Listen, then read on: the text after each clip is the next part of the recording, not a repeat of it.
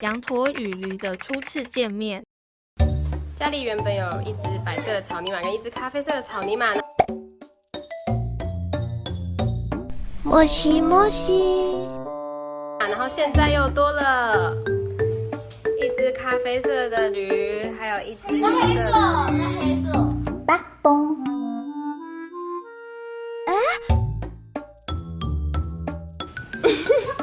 看到了谁呢？我们有趣的画面。我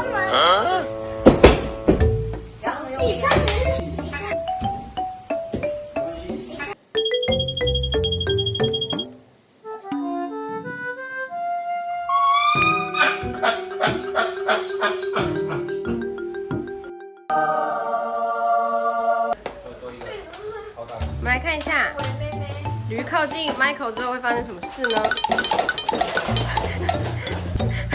你别笑。用心过生活，幸福每一天。大家好，我是佑心老师。今天呢，有一些读者呢想要问我问题，那你们想要问什么样的问题？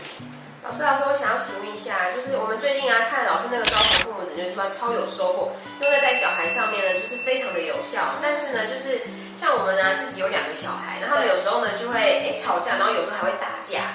那我就想问老师，就是如果你自己遇到这样的情况，那你会怎么去处理？ OK， 好。通常呢，我会处理的方式呢，首先第一个部分我们要了解说为什么他们会常常打架，是不是我们常常对他们讲的一些话，反而让他们之间的关系变得更不好？比如说，常常有父母会跟小孩子讲说，哦，哥哥就是要让妹妹啊，或者是姐姐就是要让妹妹啊，所以可能姐姐跟哥哥心里面就会不平衡，觉得自己好像永远都要成为弱势的那一方，或者是让对方，又或者是呢，可能他们有争执，或者是想抢东西，其实。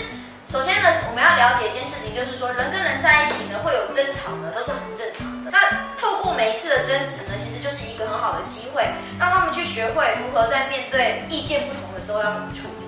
像前几天呢，我们家的哥哥啊跟妹妹啊，他们就在吵架。那吵架的时候呢，2个人就在那边抢照片，然后开始揉烂对方的照片，然后开始怒吼，这样子。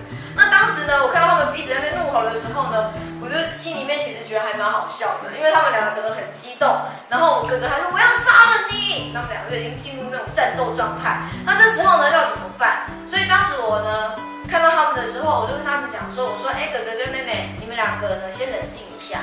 所以第一步呢，一定要先让他们冷静，我就让他们面壁思过，然后计时5分钟，先不要讲话。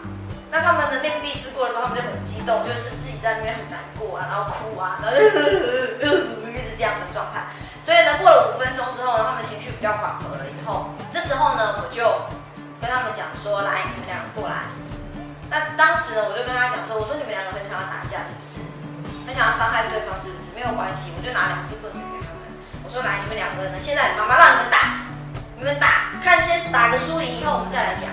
后来呢，他们2个拿了很大一只棍子，然后看就我不要，这样会受伤。所以有时候当我们呢，就是允许他们去做，或者是允许他们用他们的方式，他可能想这样子一种沟通方式，可能我允许他说好，那你就这样做，他就不想做了，他反而就会知道说这样做会受伤。所以如果我一直阻止他说不可以打，不可以打，可能